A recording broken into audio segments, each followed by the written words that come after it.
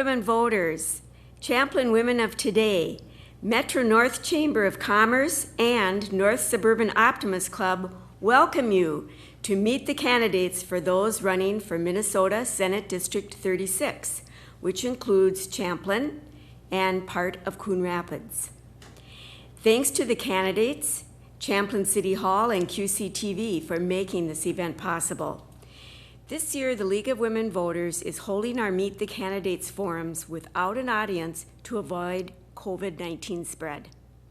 Questions for upcoming forums for the general election can be submitted on our website, lwvabcmn.org. I'm Linda Rogers, co-chair of Voter Services for the Anoka, Blaine, Coon Rapids Area League of Women Voters. I live in Anoka, so I can't vote for any of these candidates. Timing for us tonight is Wendy Homyak from Women of Today. Thanks, Wendy. All candidates for this race were invited to participate in the forum. The League of Women Voters does not support or oppose any political parties or candidates for office. And I'm sure the candidates you'll hear are caring very much who you vote for, but the League does not. The League does hope simply that each of you will vote. And the goal of our forums is to help voters become informed voters. The candidates for Senate District 36 are Karen Attia and John Hoffman. Karen Attia was not able to come this evening, so you will just hear from John Hoffman. We'll begin with 3 questions that were provided to the candidates in advance to help you to get to know them a little bit. And these will be followed by questions that have been submitted from the public on our website. Answers are limited to 1 minute. We'll begin. John, your opening statement. Describe your background and community involvement. Thank you, Linda, and thank you, Wendy, and thank you to the League of Women Voters for putting this on in this beautiful town of Champlin. As you know, you come across the river and you came by the mill pond and that beautiful dam that was there. Well, I was proud to be one of the authors of the Senate that helped get that waterway the way it is. But I want to say thank you for the opportunity to serve this community. You know, prior to my election in 2012, I had served 8 years on the Anoka Hennepin School Board, the last 4 as its vice president, or the vice chair. And prior to that, in the 2000s, early 2000s, I served both on the state and the federal interagency coordinating councils, where we advised and assisted agencies and department leaders on their support and services to children and families birth to 8. It's a pleasure. We made historic investments in schools. I'm honored to be here. I'm honored to be part of this, and thank you to the communities of Champlin, Brooklyn Park, and Coon Rapids. You touched on this a bit, but what are your qualifications for serving as Senator for District 36, and why are you seeking the office? There's a couple of things that come to point, Linda, and number one is in early 2014, I brought early childhood money, the early childhood bill, which then became the first time since 1992 that money went into preschool services, right? And I also was a proud co-author of the Safe and Supportive Schools Act, as well as ushering in all-day, everyday kindergarten. That's what the community members had been asking for, more access, more choices in our schools. You know, one of the things I learned early on when I was in the Federal Interagency Coordinating Council from Jim Ramstad, who was the congressman at the time, is he said, John, you have to set politics aside when it comes to talking about education and health and human services. It becomes a nonpartisan discussion. Look at the end goal that you want. And I'm proud to tell you this, 91% of my bills are bipartisan. I'm going to talk a little bit more about that later. But you know what? Since my election, I've served on education, K-12, health and human services, both the human services reform as well as the aging, all important to our area. What are your short and long-term goals for Minnesota? When you look at the interesting times we are right now, and you say the first short-term goal is we got to get through this wildfire. We are in a wildfire. COVID is responding like a wildfire. You think you have it under control, and then all of a sudden some tinder blows up to the left or to the right, and it comes on again. But we have to be safe and smart and imagine that we can rebuild our infrastructure and our businesses if we become safe and smart about it. That's something that I think in the short term we really need to focus on and look at. Long term, I would like to see the compensatory education formula bill that became law that covered the places of Champlin, Coon Rapids, Brooklyn Park, Osseo, and Anoka, Hennepin school districts, and that needs to be statewide. Those compensatory bills, those compensatory education services actually showed that we could close the achievement gap. Long term, that's good for us, that's good for Minnesota, that's good for jobs, that's good for everything overall. You discussed your goals for Minnesota's future.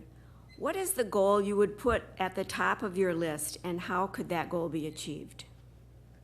The first thing that we got to look at is rebuilding our economy, right? And we know prior to COVID, our unemployment rate went from 6% down to 3.6%. In this area alone, just in Senate District 36, there were over 800 new small businesses that started. We know that small businesses, they are the backbone of this community. So how can we put incentives in place to make sure that we're supporting these small businesses, right? And that means, are we looking at a different tax code verification? Are we looking at increasing the Department of Economic and Employment Services so that we're getting more job creation fund money or the Minnesota Investment Fund money? That's something that would be short term. Long term, we take a look at the fact that the first time in the history of Minnesota, there are more people that are 65 and older than they are in the K-12 education system. K-12 has been flat at 850,000 every year. This is the first time we're at 1.2 million people 65 and older. That's actually going to increase, and that's not only going to increase in numbers, but it's also going to increase on what the medical assistance investment from Minnesota is. That's going to go from $1 billion to $3 billion. You mentioned business. We're going to push on that a little more. Please describe any experiences you have owning or managing a business, as well as specific advocacy efforts on behalf of the local small business community. You know, it's I just got off 9 years on the Midway Chamber Commerce Committee, where I was on the board of directors, and in 2014 they recognized me as Volunteer of the Year. That's my day job. My day job is I am a business developer for an organization that finds employment for people with disabilities. People with disabilities have the highest unemployment rate, regardless of what category they're coming into, right? It's 86%. Or you could say it's more likely to be unemployed than you are to be employed if you have a disability. So on my day job, that's something that I've done. I've also created, in 2000 when I moved home, Consumer Credit of Minnesota is now a nonprofit. That and its agency, Consumer Financial Management, are two companies that I co-founded, and Consumer Credit of Minnesota still exists, helping pay back $40 million in debt and helping educate people about what a basic, simple mathematical budget looks like. Another business question. If elected, what would you do to provide a healthy business climate? Minnesota, the tale of two states. I remember an article where they showed Wisconsin and Minnesota, and when they showed Governor Mark Dayton at the time, and then Governor Scott, forget his last name, Swanson, I think, Scott Walker at the time. And Minnesota at the time had said, we're getting pushback on the fact that businesses have a higher rate of tax. And so we addressed that in Minnesota. As a matter of fact, Senator Ann Rest and I were actually both given accolades for the fact that we looked at addressing those small business tax pieces that were keeping small businesses from growing, right? And businesses stay in Minnesota. I think we can increase that. That's something that when you look at it, those small businesses, again, are the backbone of what our communities are. What are we doing to incentivize and keep those going? I think we need to look at that, as well as investing in our community college structure. There's a pipeline that's there that actually gets the youth going. And I know my time is up, but I just want to get one point. Baxter Biopharmaceutical, which is now Takeda, they created jobs that were specifically here. They came to Minnesota in Brooklyn Park, and they were having the average starting wage over there was $60,000. These are two-year students that graduated from a two-year community college doing some high-tech, biotech stuff right here in our backyards. We need to do more of that. Thank you. Switching gears, what do you see as the greatest need or challenge for youth in Minnesota, and how, as a senator, would you help solve that issue? There was all sorts of programs out there that look at, there's some youth diversion projects that we were part of. Carrie Dietzig, who's a Minneapolis senator, and I were co-authors of money that was getting to youth on a diversion project that would help keep them engaged after school, when you look at after school activities. But that diversion project, that diversion money was also there to help students engage and feel like they're still part of the community. There's still a disconnect with our youth right now, and I don't want to see that. I mean, you look at, for example, in 2016, 42 million millennials were registered to vote, and less than 25% of them voted. The question is why, right? If there's no engagement on the local community level, there's not going to be an engagement or want to be engaged federally. So how do we reinvest programs like the Diversion Project, or looking at the community-based structures that are there in order to get more engagement from youth so that they feel like they belong? I want to be part of this community. Thank you. As a legislator, what would you do to ensure we have clean air and water now and into the future? Wonderful question. We know that not only is the industry moving in that direction, but people that are buying electricity and buying gas are saying, no, we need to find a green solution to this. Just across the river, Connexus Energy, based upon the folks that are paying the bill at Connexus, they said, we want you to invest in more of the renewable standards. Well, it just so happens in 2013, I got to be part of that conference committee that brought in the new solar standard to Minnesota. I was one of the co-authors of that bill. And we just elevated up to 1.5% of any new builds had to have that renewable standard on it. That created 75,000 new jobs. That kind of took off, and now you see companies like Excel who are putting goals in place that they want to be 85% carbon free, by I think the year 2030 or 2050. Those two numbers come to mind. There needs to be more and more of that happening. And I think it's coming an equal push from the citizens saying this is what we need to do. We as legislators need to be listening to that and also leading in that. And I'm proud to be one of those folks that lead it. And that's a bipartisan conversation as well. How would you address racism in the state?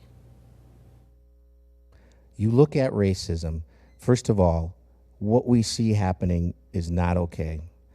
When I was on the school board, the question always came up, how come my teachers don't look like the students that are here, right? We have Minnesota is a diverse state.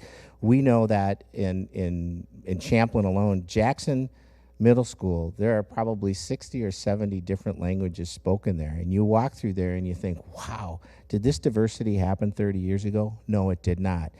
And some of the pushback that happens is people get set in their own biases and their own stereotypes, and that's wrong. There needs to be more of a, can we treat people like people kind of conversation that exists out there?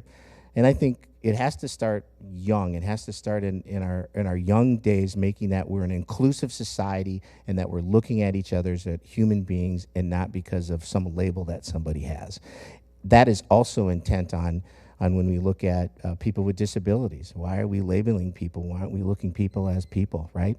There's a lot of growth that can be done in there. And as a legislator, I've actually, Safe and Supportive Schools Act, talked about that bill earlier, Linda, and as a co-author of that put in some place some standards that are going to be there that each school district has a responsibility to make sure that there is no bullying, harassment going on, regardless of where that person lives in life.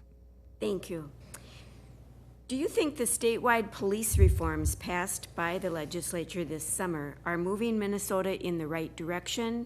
Please explain. Absolutely. I think it's needed. It's absolutely needed. But here's the thing with our wonderful police and peace officers in Minnesota, we need to give them more tools in their tool belt, right? We know that over 50% of those that are engaged in killing from a police officer or a shooting from a police officer are people with disabilities. And the majority of those are folks that have some kind of mental health condition that they're living with, right? When you go to school to learn the laws, you're not necessarily going to school to learn the psychology of somebody or how to deal with somebody that might have some other thing happening in their life, right? So what are we doing to assure that there is real reform going in by giving these police officers more tools in their tool belt so that they're able to deal with the folks that they're dealing with on a daily basis? Their calls have changed over the years, and I think these new reforms that we put in place, it's a start. It's an absolute small start. We need to help more. And here's a related question. Do you support laws that require background checks on private gun sales and red flag laws, which give law enforcement the ability to confiscate weapons from those believed to be of risk to themselves and others? There was two bills that Senator Ron Latz from St. Louis Park brought that addressed both that those concerns that exist out there, and I supported his actions on that twice. He had the support of some local law enforcement folks. He had support of advocates in there, but it got held up. We brought it back as an amendment in the last couple of years, and it went nowhere. But there still has to be a conversation. What we saw happen in another state where the feds had information on an individual, but that information wasn't given to the local authorities is absolutely wrong. There was a barrier that existed in there. Those barriers need to be dropped down so that people have good information and good knowledge about who's buying what. More about law and order. Do you believe people convicted of felonies who are living in the community, not imprisoned, should have their right to vote restored? That's a simple one. The answer is yes. I've paid back my due that I did to society. It was just like years ago when I was first elected. There was you could ask. There was a little checkbox, right? Ban the box. I was part of the group who said stop banning the box. I mean, they put a box that said, "Were you convicted of a felony? Were you convicted?" If the answer is yes, then people were being isolated and not even given an opportunity to show that they've had some reform, to show that they've had some change in their life. Second Chance Coalition exists, and second chances exist, so that's what we're about in society, right? So if I've paid my dues back to society, I should be able to function fully as a member in society. Why is this stopping me from doing that? Thank you. Our last question has to do with legislative districting. Upon the completion of the 2020 census, Minnesota will draft and enact new legislative district maps, redistricting. The state legislature is responsible for drawing these maps. Do you support the current process, or would you propose changes, and why or why not? You got a couple hours to talk about that, Linda? That's a great question. 1 minute. The answer is the current process works in Minnesota because when there's been discontent, we have a Supreme Court that just steps in and says, this is how it's going to be, right? And that's they've just completely taken the politics out of it. I think there needs to be another step put in there. There needs to be a group of people that have no partisan issuing in there and that there is no gerrymandering. Minnesota is not a gerrymandered state, and we can thank the history of the state of Minnesota for not setting it up. Other states, when you see that happening, my gosh, Georgia had this little tool in there that made absolutely no sense on how and why somebody gerrymandered, and it was all because they want some posturing. We haven't seen that in Minnesota. It isn't a problem. The process can change, and it should change from within the process that gets that group that's there that has no special interest in any political outside of that to start the conversation. And now, John Hoffman, your closing statement. It's been a pleasure to serve Champlin, Coon Rapids, and Brooklyn Park in the Minnesota Senate. These are interesting times, and it's interesting times that we can see and go forward together. We've already seen communities start to really come with some new ideas, and people are resolvent. We are resolvent people in Minnesota. I have absolutely had joy in being your senator in Senate District 36. From the Mill Pond to Hanson Boulevard to Highway 10 Armstrong to the new bridge that's going to go over 169 and 101st, those were bills that I was able to deliver for our communities right here in Senate District 36 and beyond. That's something that is a nonpartisan start. When you told me in 2012, stop bickering and finger pointing, I listened. 91% of my bills are bipartisan. There's still a little bit of hope that says we can get together and do things if there's common sense, common cause, and common good. I hope you can find that and reelect me in 2020 to serve 2 more years in the Minnesota Senate. Thank you. Hoffman, for speaking to voters about issues and for running for Senate District 36. Thanks, viewers, for your interest in becoming informed voters. You'll find links to all the Meet the Candidate forums on the League of Women Voters ABC website as we move through the election season. Also, they're on QCTV's website. You have many options for voting this election. You can request an absentee ballot now on the Secretary of State's website, mnvotes.org, or go to your city hall to vote anytime after September 18th. If you need to register to vote or update your registration, you can do that online or when you go to vote. Make your voice heard in the general election by voting on or before November 3rd. Thank you. Stay healthy and safe.